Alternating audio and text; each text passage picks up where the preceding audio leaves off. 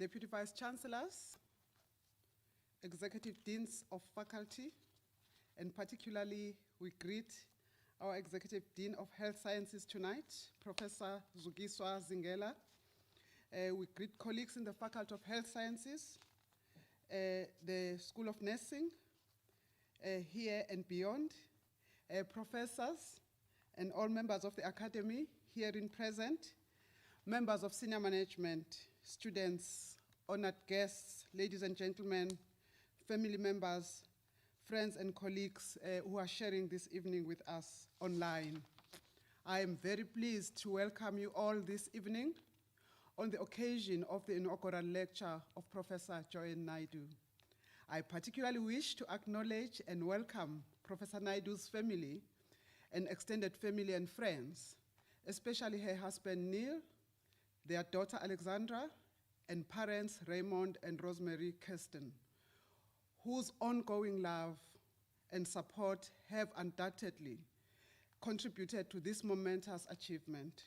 We share in your joy and pride on this special occasion. A special welcome also goes to Professor Naidoo's friends and colleagues in the Faculty of Health Sciences and in the nursing science fraternity, who have journeyed with her, supported and encouraged her on the road to this high point in her career. It is indeed a cause for rejoicing and celebration. Tonight, colleagues, we also pay homage to all the colleagues of Professor Naidoo from her former institutions, particularly UKZN, and to your global network of collaborators, Professor. We all know that support of family, friends, and colleagues stands at the core of our success as individuals. They are our anchors, they are our refuge, and at times they are our shepherds and mentors who help us to refocus, to re-energize, and to re-enthuse when our energies have flagged, and when we have needed the occasional nudge in the right direction. Let me congratulate you, Professor, on your outstanding achievement. Being promoted to the level of a full professor is the pivotal affirmation of your accomplishments as an academic and as a scholar. Ladies and gentlemen, it is always a matter of personal pride and pleasure when one of our own is acknowledged by their peers in the academic community. While Professor Naidoo has been with us for just over 4 years, she has become an established scholar of global repute that we are very proud of here at Mandela. Here at Mandela, Professor, you have quickly made your mark and firmly established yourself, not only as a leader in your field of nursing science, but also as an astute research professional and as an asset to our Faculty of Health Sciences, the Academy as a whole, and to the communities in whose name we exist. The focus of your research, the negative impact of stigmatization on health outcomes, is, in my view, not only critical as a scientific endeavor and a research enterprise, but it plays an important role in addressing itself to issues of injustice, of marginality, and various fragilities faced by mainly the poorest in our society. Professor Naidoo's work is scaffolded by a formidable teaching, consultation, and publications record, as well as various forms of engaged scholarship. This is testament to her enduring commitment to expanding the body of work in her chosen field, while making sure that this work finds practical and immediate expression and relevance to those living with precarities and practitioners that care for them. We are indeed honored that at this point in your career, you are part of the Nelson Mandela University family. We are proud of your accomplishments, and we are eagerly looking forward to listening to your lecture this evening. Congratulations once again from myself, Professor. Good evening, colleagues. I now call upon Professor Zukiswa Zingela, the Executive Dean of the Faculty of Health Sciences to introduce our inaugural speaker this evening. Thank you.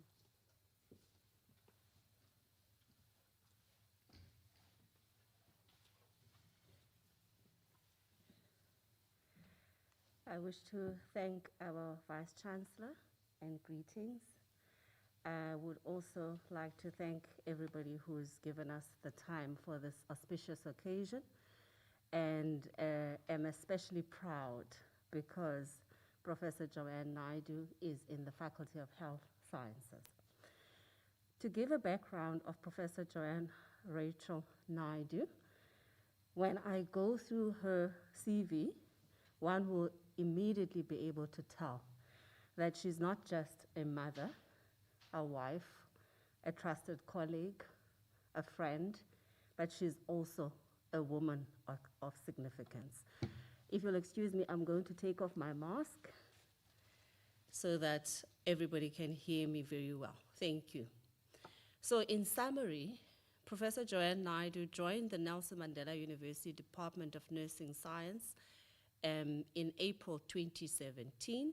Prior to this, she had worked for over 15 years at the Department of Nursing at the University of KwaZulu-Natal, initially in a research support role for various community-based research projects, which included a multi-country study on HIV-related stigma in South Africa, and other Southern African countries were involved as collaborators. She went on to become a lecturer in nursing research and a postgraduate research coordinator. While at University of KwaZulu-Natal, Joanne completed a coursework master's in nursing research and a PhD in nursing, which focused on establishing communities of practice through the use of critical reflection among nurses providing care for women living with HIV. Joanne further completed the Health Professions Fellowship in 2014 with the Southern African FAMA Regional Institute, or SAFRI. She is registered as a nurse educator and professional nurse and midwife with the South African Nursing Council, and is a member of various professional and research bodies. Joanne has also been recognized for her knowledge and skills through the consultancy role, workshop presentation, and guest lectures that she has delivered. She's also participated in various curriculum reviews and designs for masters in nursing programs in Lesotho, Congo, Brazzaville, Gabon, and Seychelles. She's also been involved in terms of integrating HIV within a Bachelor of Nursing curriculum through the MEPI initiative. Joanne has published widely in the field of nursing and HIV-related stigma in over 35 articles in accredited journals, several book chapters, conferences, keynote addresses, and supervising to completion over 25 doctoral and master's students whose work reflect a shared research interest. Joanne continues to facilitate health sciences research through her contribution as Director of Research for the Faculty of Health Sciences since 2020, an external examiner for research and ethics modules at several HEIs, as well as in the country. She's also a journal reviewer and an external examiner for over 20 master's and doctoral studies. In terms of educational qualifications, Joanne has a PhD in nursing from the University of KwaZulu-Natal, a Master's of Nursing, also from the University of KwaZulu-Natal, Bachelor of Nursing, University of Natal, Post-Basic Diploma in Nursing Education from the University of Natal, Higher Certificate in Health Professions Education via South Africa, FAMA Regional Institute, Certificate in Moderation of Outcomes-Based Education, also from KwaZulu-Natal Training Center. In terms of professional experience, she is a professor of nursing at Mandela University from 2019 to date. She's also a director of health science research within the Faculty of Health Sciences. This is a 3-year secondment, which Joanne started with us in January 2020 to date. She was previously an associate professor of nursing at Nelson Mandela University from 2017 to 2019, also a lecturer, nursing research at the University of KwaZulu-Natal 2009 to 2016. She was a postgraduate research coordinator at the School of Nursing at University of KwaZulu-Natal, and also a research project coordinator at University of KwaZulu-Natal. In terms of research and teaching experience, she has collaborated across different countries, has had collaborations and teachings in the Seychelles, as mentioned before, Gabon and Congo-Brazzaville, including a new partnership for Africa development, which looked at a situational analysis as part of the project to upscale nursing and midwifery education. She's collaborated in Lesotho via the National University of Lesotho, and also with Canadian partners, that is the Canadian International Development Agency, where they were commissioned to evaluate research on the Canadian and Africa Caring for the Carer HIV project. Also, Joanne has been the recipient of the Fogarty NIH grant, UCSF and UKZN, which looked at the perceived AIDS stigma, which was a multinational African study. This was a longitudinal study conducted which explored the meaning and measurement of HIV stigma and its impact on the quality of life for nurses and for people living with HIV. Medical Research Council has also had Joanne's input via the rapid assessment of HIV and AIDS in the minibus taxi industry in KwaZulu-Natal. She's also looked at the influence of pregnancy on the progression of HIV/AIDS in women in South Africa. Joanne has also been involved in the multi-country case study of health promotion of lifestyle diseases within the minibus taxi industry. In terms of research development and support, Joanne has published over 35 peer-reviewed papers in accredited journals, several conference presentations in national and international conferences, 3 keynote addresses at regional nursing and health-related conferences, and several book chapters. She has supervised over 25 doctoral and master's students. Without further ado, ladies and gentlemen, I give you our woman of significance, Professor Joanne Naidoo.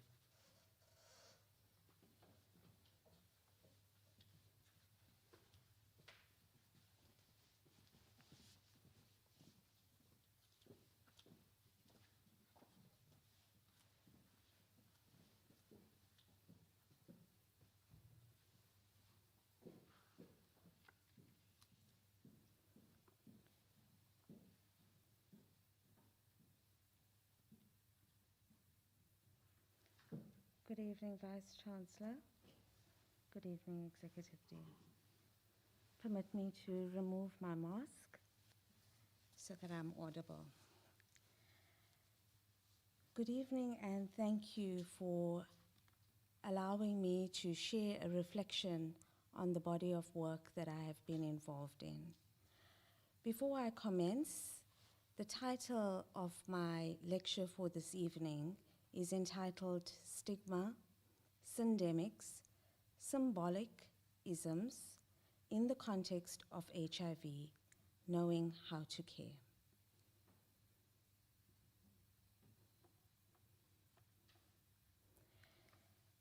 It is incredibly humbling to share this space with so many prolific scholars whose work continue to shape the nursing and health sciences scholarship.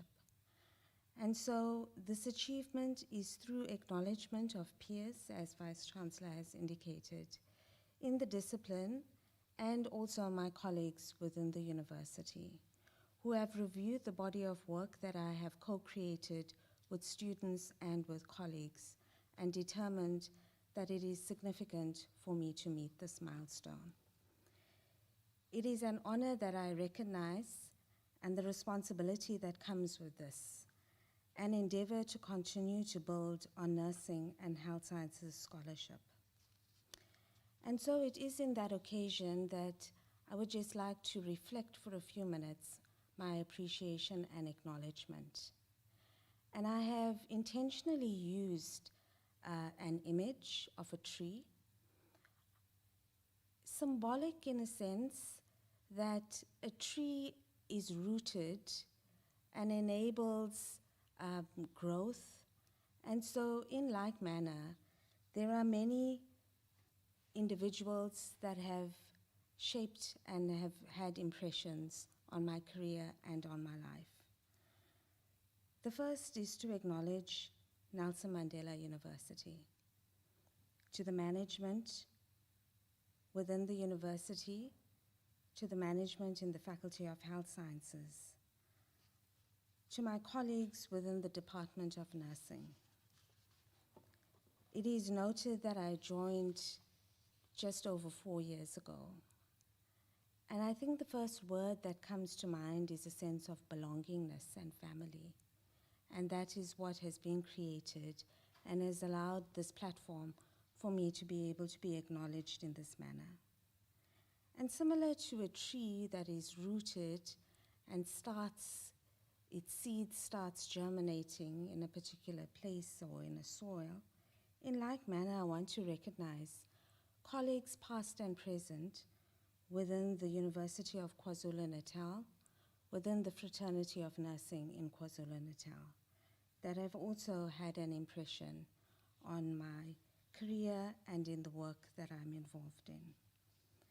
And then to students whose work continue to shape my own work as we co-create and co-learn with one another. I also want to especially recognize my family. Their presence and their outpouring of love continue to guide me. And in particular, I want to recognize family and friends that are virtually watching this from beyond the country and from KwaZulu-Natal. And I want to especially recognize my husband, Neil, and my daughter, Alexandra, my parents, my brother, and extended family.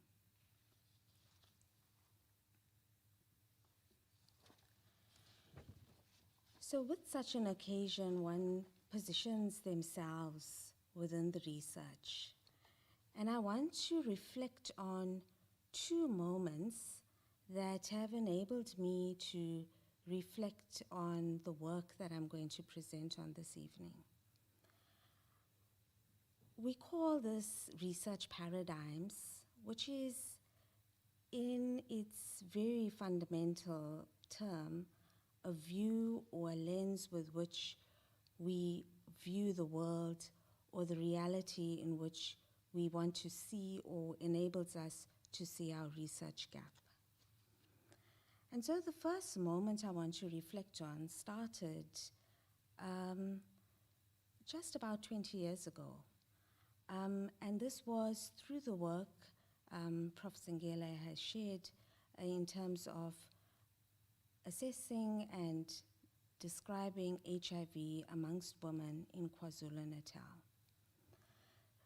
This study enabled us to look at the progression of HIV amongst pregnant and non-pregnant women, but in particular it's shaped and framed my understanding of stigma in the sense that it allowed me to see the interconnectedness between social support, health behavior, and how each one interacts with one another in terms of women living with HIV.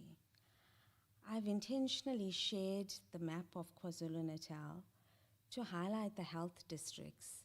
This 2-year study took place within the Utukela region that is generally regarded or becomes likened to the majestic Drakensberg Mountains. But within this health district, also the inequities of health becomes more pronounced. The remoteness of the province in terms of access to healthcare facilities was one of the most vivid images that I recall. The second, a comparative health district, was eThekwini. And so if we reflect on the white and on the very bright green, very similar to the colors of our faculty, you can see the distance between both of these sites. The second moment, or embedded within the first moment, was then my involvement within the multinational study that looked at the progression of or measuring HIV across time, across countries, and looked at it in terms of measurements, so assessing how HIV interacts with other variables that we would call it, so other intersecting dynamics or facets that interact with stigma. And some of this was like looking at the quality of life of an individual, looking at their health and well-being, looking at depressive disorders, and also looking at symptom management. And so this allowed me to then frame the first aspect within my title, which is the symbolic interactionism. A tongue of cheek, if you will, because I've separated symbolic and isms, and we'll come to that a little later. So that was the first framing of the manner in which I started to understand and I started to frame my lens with which I've seen stigma. The second positioning came through my doctoral study under the supervision of also a nurse educator, and Professor Mchali's guidance in understanding education principles allowed me to then start framing the second paradigm of the lens with which I see HIV-related stigma. I recall the many iterations, as one would reflect on their PhD proposals, of trying to understand what's the significance of this. And she would often say to me, I understand your enthusiasm for women living with HIV, but what's the significance for nursing? You're doing a PhD in nursing. And so that question, while it bothered me for a while, also enabled me to see the significance of what we do in understanding clinical manifestations of a disease, social or psychological manifestations of that, and how we as healthcare providers respond to that.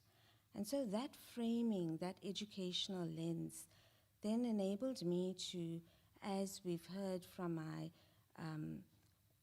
summary of my CV, that it enabled me to look at the manner in which critical reflection, peer-supported learning enables healthcare providers, specifically nurses, who most often are working in remote settings, may not have access to continuous professional development and education, on how they can co-learn with one another and thereby to enhance the level of care that's provided.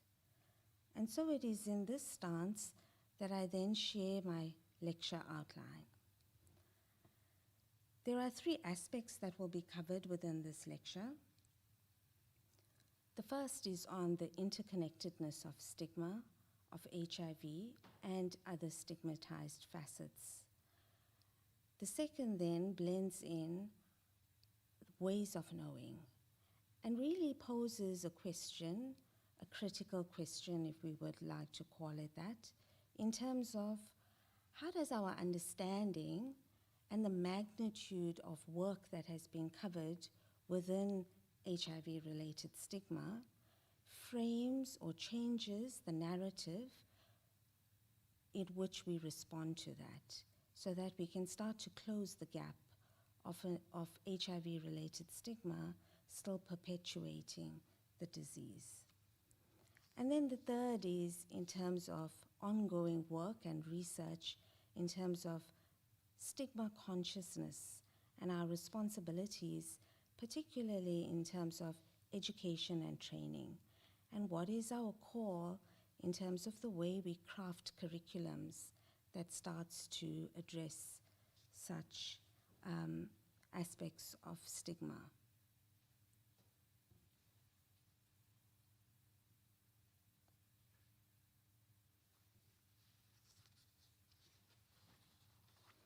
So we start with a reflection on the burden of HIV in South Africa. I think against the global experiences in the past year and a half in terms of the COVID-19 pandemic, we as a country know all too well the experiences of another pandemic, a global pandemic that has contributed to almost 36 million people that have died due to HIV. And this is since the start of the pandemic more than 4 decades ago. According to the United Nations 2020 report, it indicates that, and this is what's projected on your screen, that roughly 1.7 million new infections of HIV was seen within the reporting year of 2019. And that within this body of the number of people living with HIV, we have 27.5 million people who are accessing antiretroviral therapy. And this is global statistics. And then if we turn our attention to the national landscape, reflected against the July's Statistics South Africa reporting their annual mid-year report, it's estimated that there are 8.2 million people living with HIV in the country, and of which 19.5%, so close to 20% of this, are adults between the ages of 15 and 49 years. And in terms of HIV-related death or AIDS-related death, there was a decrease from where the peak of the pandemic was in 2007, where we roughly saw around 274,000 deaths per year related to HIV. And so it has significantly decreased in 2020, where we've noted a notable decrease to 79,000. But then if one reflects on 2021 statistics, and one can extend our thinking to the COVID-19 pandemic that has altered access to care, perhaps, we see that there is about 85,000 people that have died from HIV or AIDS-related death. Moreover, despite efforts to mitigate the effects of COVID-19, we see that there was a decline in the annual number of clients that remained on antiretroviral therapy. And there was a decrease of this by about 4%.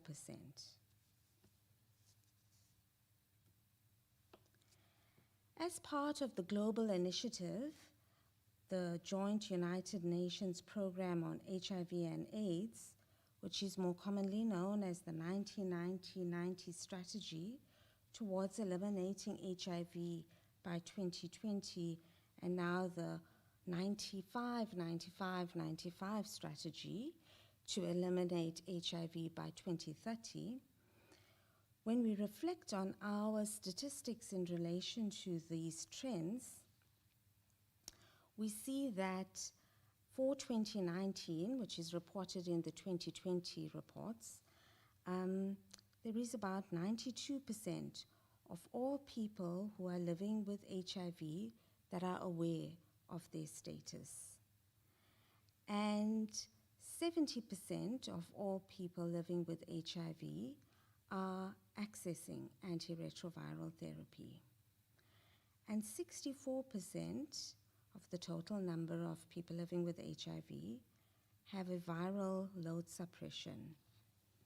And so if we reflect on the targets of 90-90-90, we can see that while individuals know their HIV status, there remains a challenge in terms of accessing antiretroviral therapy and sustained care or continuum of care within antiretroviral therapies. We note that women in particular are more vulnerable or at higher risk of HIV infection. And in 2020, within the sub-Saharan African region, we see that 6 in every 7 new infections were among girls aged 15 to 19 years, and approximate 4,200 women, young women between ages 15 to 24 years, are infected with HIV every week. So, Vice Chancellor, if I look at those numbers, that's roughly saying each month the Madiba Stadium is roughly full of girls within the age of 15 to 24 years that are infected each month.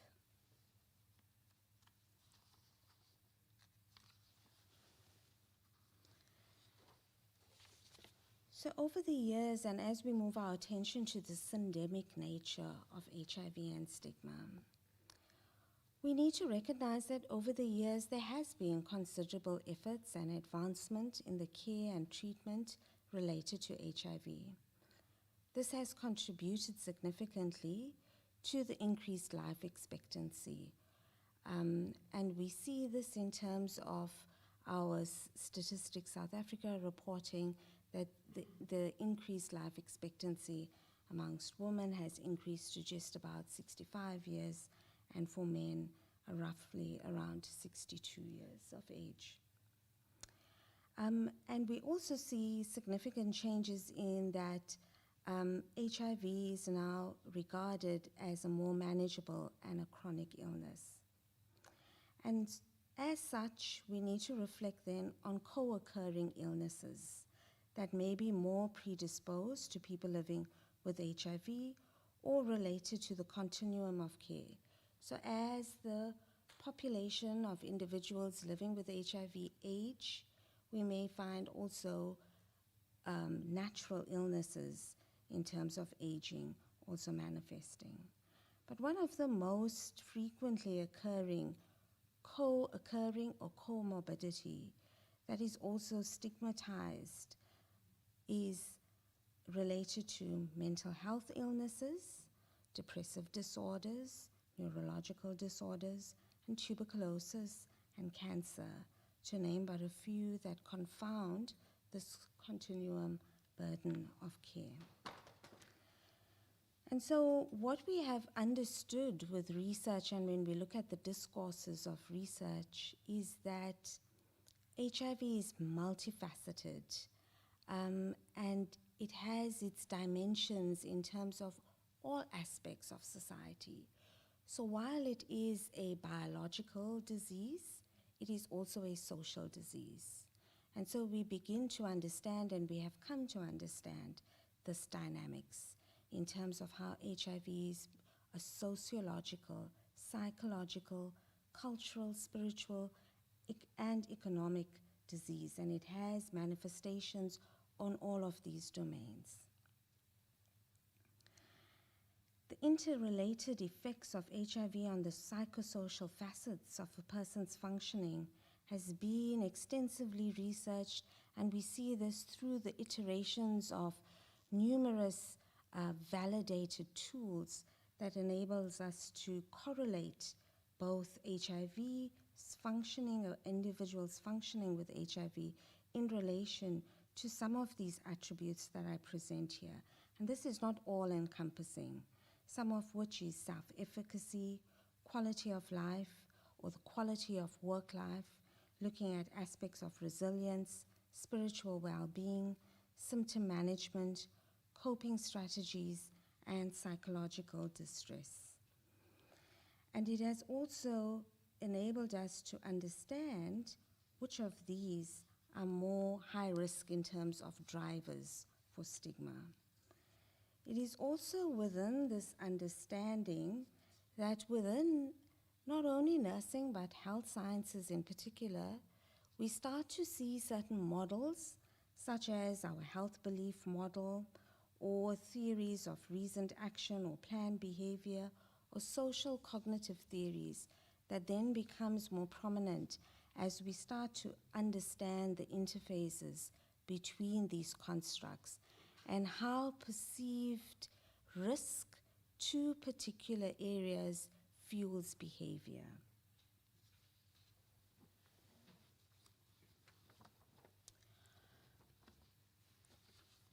Of all of these dynamics, stigma still remains one of the greatest burdens to eradicating or eliminating HIV. It is often a hidden burden of disease, and it is regarded as something that negates and diminishes health outcomes, health-seeking patterns, quality of life amongst people living with HIV, as well as extended communities, so those who are associated with individuals that are living with HIV as well. Stigma is also associated with hesitancy for HIV testing, for disclosure of status, either to significant others, family, friends, or healthcare providers. It also interacts negatively with antiretrovirals therapy in terms of non-adherence or reluctance to commence treatment. And we've also started to see that within this realm of transitioning, so as we start to see uptake and longevity within the antiretroviral therapy program, we start seeing that adolescents in particular, who may have been born with HIV through mother-to-child transmission, they in particular are more vulnerable because of the transitioning from care that is predominantly within the care of their significant others, or parent or primary caregiver, and as they transition into adult care. The internal processes of sometimes, often themselves finding out of their diagnosis at the time that they're transitioning into adult care, and then their own internalized stigma or their own internalized processes against which they start to begin to understand living with this long-term illness. And often we find that this is the biggest driver for continuum of care, especially amongst adolescents. So understanding the role of stigma is then critical for us as healthcare providers to change this narrative. We also see that stigma is socially influenced and is a manifestation of a process wherein an individual is considered as having an attribute or a trait that is belonging to an entity, a community, or an area of living even that is considered undesirable. And the work here of many stigma-related theorists, in particular Irving Goffman, has shaped our understanding of seeing stigma as a discrediting trait, works that he has called the spoilt identity. We've also seen that in certain contexts, and some of the work that has been produced has also shown that in particular rural settings are more stigmatized than urban settings in terms of HIV. And so we start to see the ecological effects as well of HIV-related stigma. We also start to see the dynamics between cultural norms, beliefs, and values that are related to the understanding of HIV. And so we see that stigma is then perpetuated by power. And so it is within this that you find that as power is manifested in society, those that perceive themselves as not having this undesirable trait or not belonging to a particular entity or a group that is regarded as having a spoilt identity, then starts to create a process which we have come to know as othering, an us and a them. And these systems start to create a grounding for inequities. It is within this grounding that we start seeing labels beginning to perpetuate. If I reflect on the work that we commenced some 20 years ago, some of the terms that was used to refer to an individual who was living with HIV.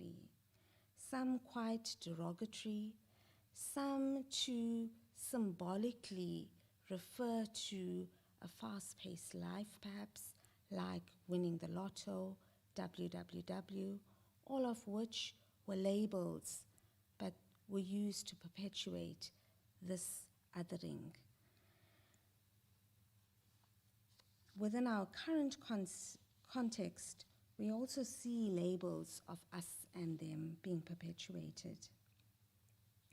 We see this being manifested in terms of phobias around gender nonconformity, phobias around sexual orientation, phobias around age. Phobias and isms start also determining our narrative in terms of how we care for individuals living with HIV. And so it is within this interaction that we then become more mindful of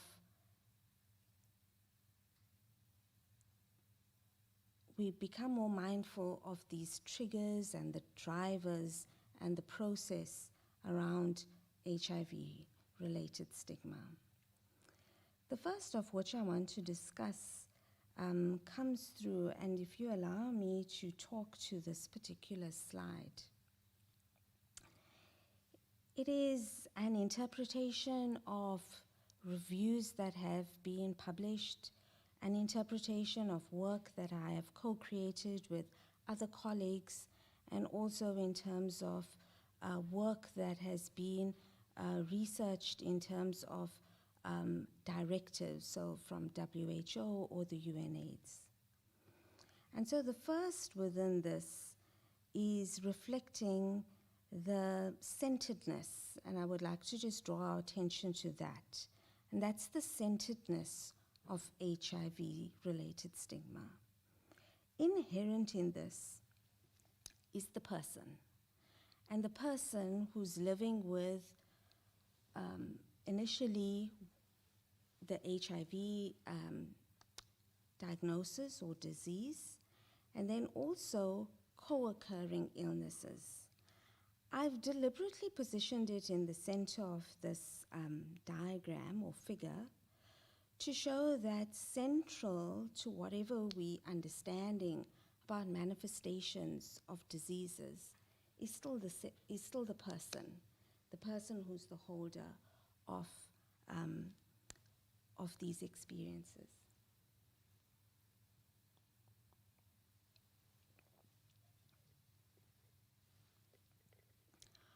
We start to see that the first is these rather odd-looking arrows, and these are, and I've intentionally put them inward-facing, because these are facets or drivers and what we call syndemics. And so the term syndemic refers to co-occurring. Initially it was co-occurring diseases, but a syndemic has also become understood, and the discourses around the biopsychosocial understanding of diseases has also positioned syndemics to refer to attributes within the context that can interact with a disease. So we start to see that these syndemics impact and they influence the person who is living with HIV. The first I want to refer to looks at the power, the labeling, the othering. It's often the person who is within this society or community that starts to receive a shift in power gradient. It could be from their own peers, it could be from their family members, it could be from colleagues. So it is within their own society or their own community first that the manifestation of othering starts to occur, this divide between an us and a them. And the first reaction to that, or the first process to that, is exclusion. Often self-exclusion, so the individual themselves starts to isolate themselves, and the othering, that process, the us and the them, also starts to create exclusions. The second syndemic, which we have spoken about and has been extensively researched, I think more than any of the other syndemics, is the psychosocial, and now more recently, the psychosocial ecological attributes of HIV-related stigma. So this refers to a person's mental health well-being. It refers to the manner in which their coping strategies, so the manner in which they perceive their risk to their outcome. And so we start seeing aspects related to substance abuse manifest within this realm. The second, or the third, sorry, is then co-occurring illnesses. And co-occurring illnesses are also very often stigmatized illnesses. So I want to just pause here, because while we reflect on the numbers and while we reflect on the number of adolescents who are infected with HIV, as we should, as the numbers project, a gap within our understanding, in particular for women, is also women who are older. And by older, and forgive me, colleagues virtually who's also listening to this, the literature, not myself, defines older women as someone over the age of 50. And so we start to see a gap in terms of how we cater for older women living with HIV and the aspects related to reproductive health. And so within this month, where there's an awareness particularly around breast cancer, we also need to reflect on cervical cancer and screening around that, and how many women avoid accessing such services, again related to the stigmatized co-occurring illness. And then we have lastly what I call the structural, and literature also confirms this, a structural syndemic. This is where, sadly, the healthcare facilities perpetuate stigma or perpetuate stigma experiences. And I want to be bold enough to position myself within structure. While I have for many years not been in a clinical space, I need to reflect on what is my structure. And my structure is the classroom. My structure is my virtual team sessions, the manner in which I interact with nursing students or healthcare students, and the nuances that I use in the manner in which I'm describing this disease, the manner in which I'm explaining how the disease manifests. And so structure also perpetuates stigma. And so as we continue, each one of us can reflect on this individually in terms of the structure that we are within. Literature extends structure to religious organizations, it extends structures to schools, if we particularly think about adolescent girls who are pregnant and the support that they receive from school, from their schooling facilities. So it can extend, but for the purpose of this presentation and to position myself, I'm referring to structure here in terms of nursing education institutions or in terms of higher education institutions. And then the inverted arrows that are opposite this term of HIV-related stigma then refers to the outcomes, what occurs after this process. So while there is interactions, what occurs between these processes? And so the outcomes we see is antiretroviral therapy adherence or non-adherence, and we also start to see care retention being diminished.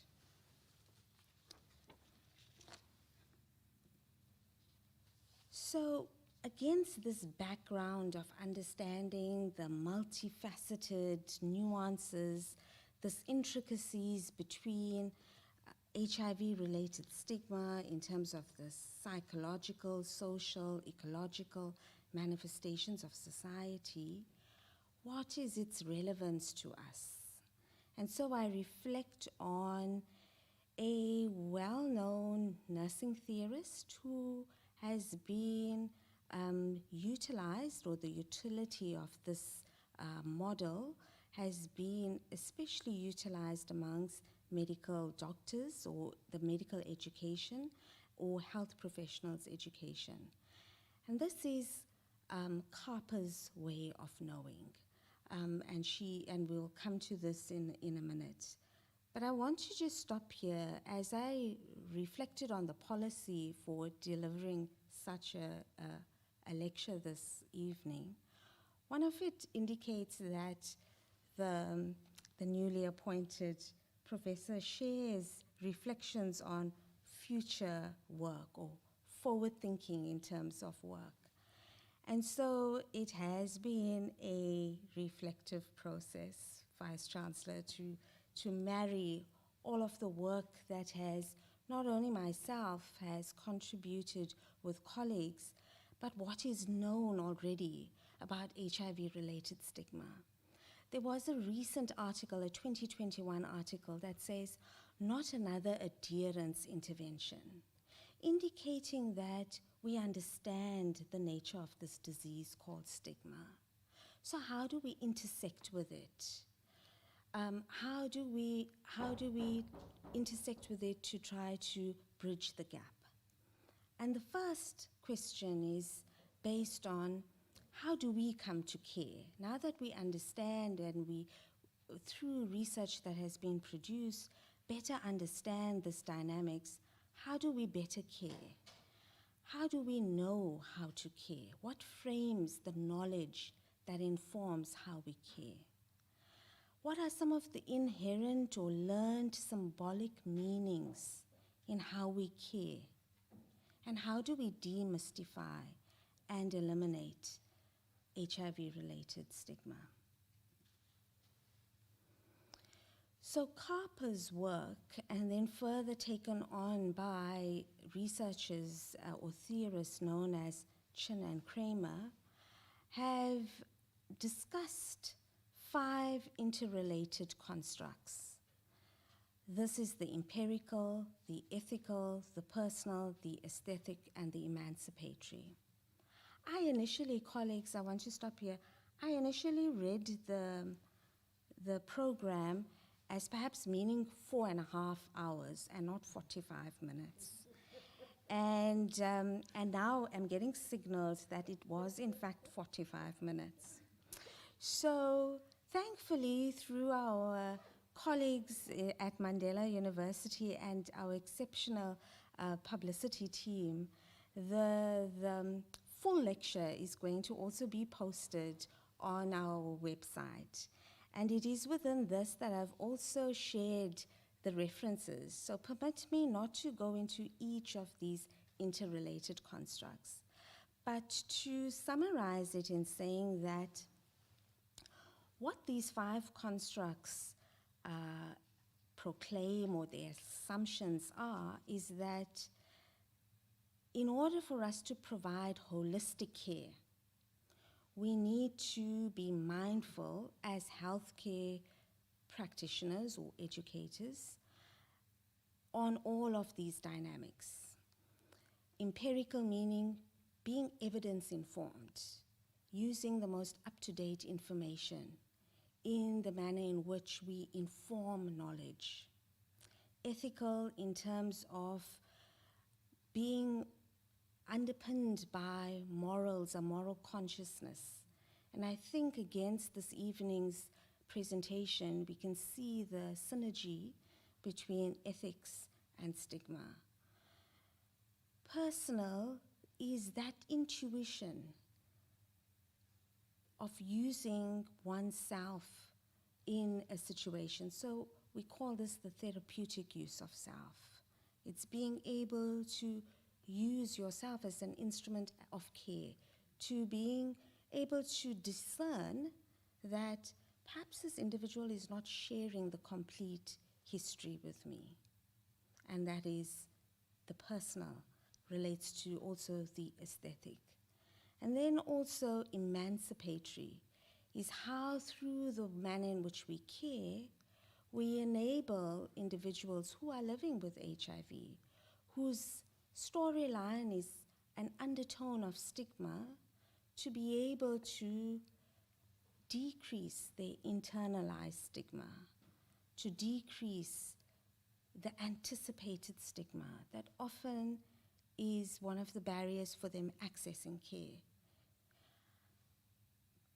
And so within these ways of knowing, it recognizes that each patient is, or each individual, I should say, is unique. Each one has their own story of living with HIV. While the attributes may be clinically presenting what the norm should be, we need to recognize that each individual with whom we provide this therapeutic use of self in the manner in which we care is an individual. And so my positioning of stigma and knowing how to care is to recognize that the manner in which we underpin and facilitate the scholarship of learning and teaching should recognize these authentic connections, should recognize ethical decision making, should recognize that as healthcare providers, we co-create solutions with our community. And within this, I've then framed future work. Again, remembering the utterances of my supervisor some many years ago, I asked myself, what relevance does this have to the discipline? When we're engaging with work, we often recognize how does the work contribute to, or we call it the significance, how does it contribute to the existing body of knowledge in your profession or in your field? What new knowledge is going to be created with this? And so as I look forward to the next 20 or more years within my career at Mandela University and within this family, I then pose certain areas for us to consider. The first is about stigma consciousness. How do we facilitate learning? How does our curriculum engage with words and symbols, with the language that raises the consciousness of stigma? When we look at curriculums and the integration of HIV within the curriculum, it's often very clinical, with very sporadic placements of psychosocial determinants onto the curriculum. We need to amplify our efforts in terms of increasing our consciousness, in terms of how we impact on the next generation of nurse practitioners or healthcare practitioners.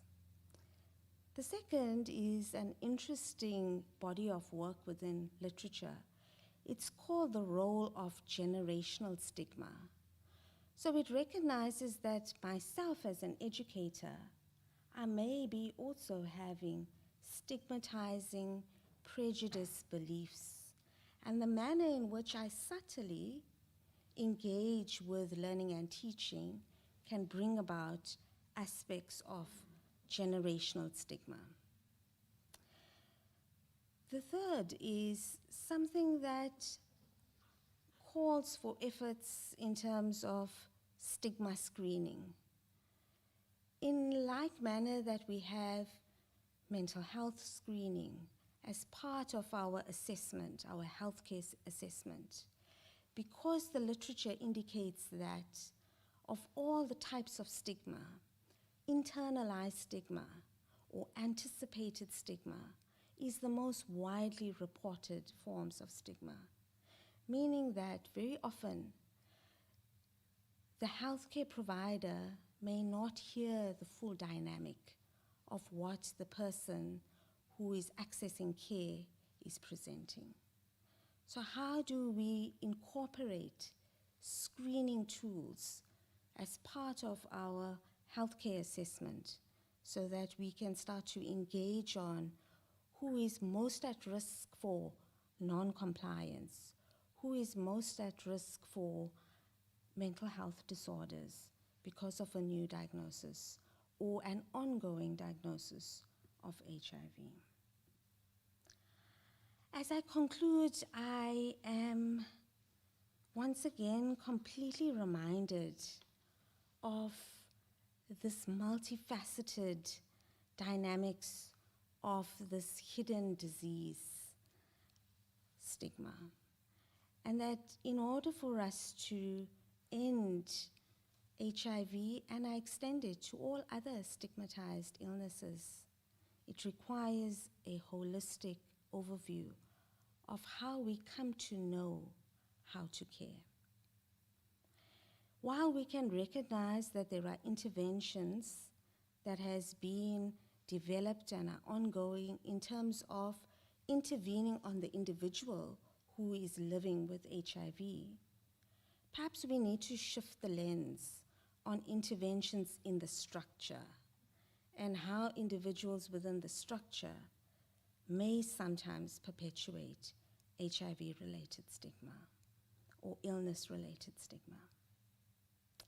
And then within the nursing and health professions body of work and within our disciplines, what is our role in terms of curriculums?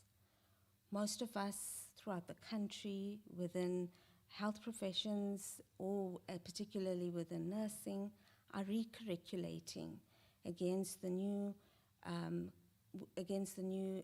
national qualifications framework and against also our professional bodies.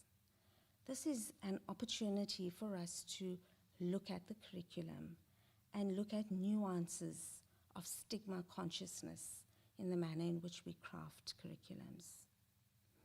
While the work continues, I wish to end on a more optimistic note and recognize that we can only reflect as an evening like this on what has been achieved because of the ongoing work that continues, that better informs us and thereby enables us to create more sustainable, more relevant, and more appropriate solutions. I wish to thank you all for your time and attention. Thank you.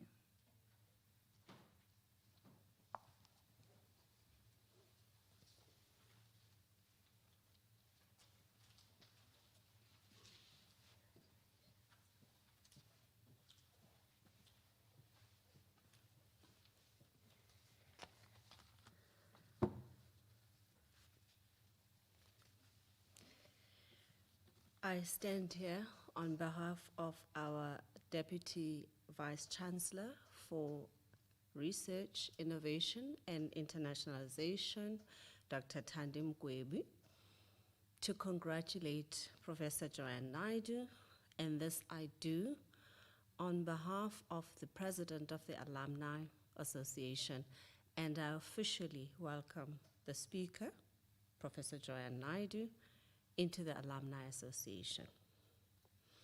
With those words, I have the honor of reading the special message from Dr. Thandi Mgwebi.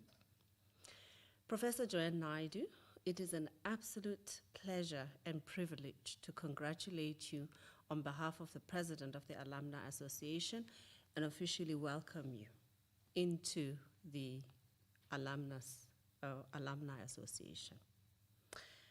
And I also thank you very much for an interesting inaugural lecture where you shared your thoughts with us on stigma, syndemics, and symbolicism in the context of HIV.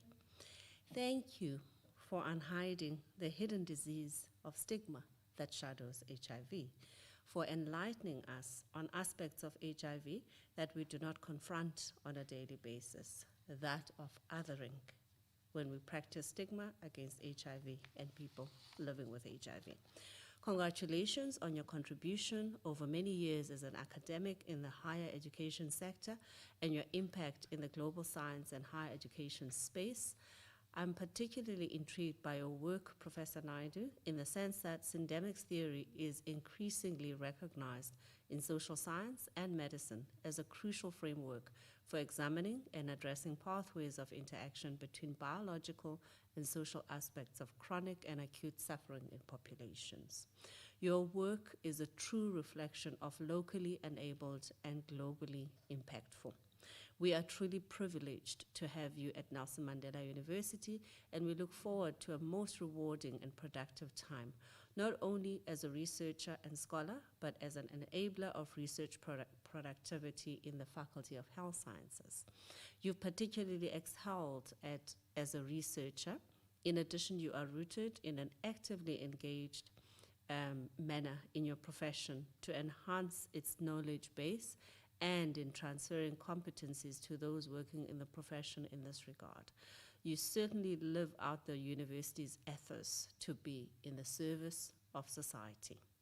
In closing, I would like to convey our thanks to those who attended this inaugural lecture virtually, including Professor Joanne Naidoo's husband, Professor Joanne Naidoo's daughter, friends, and colleagues.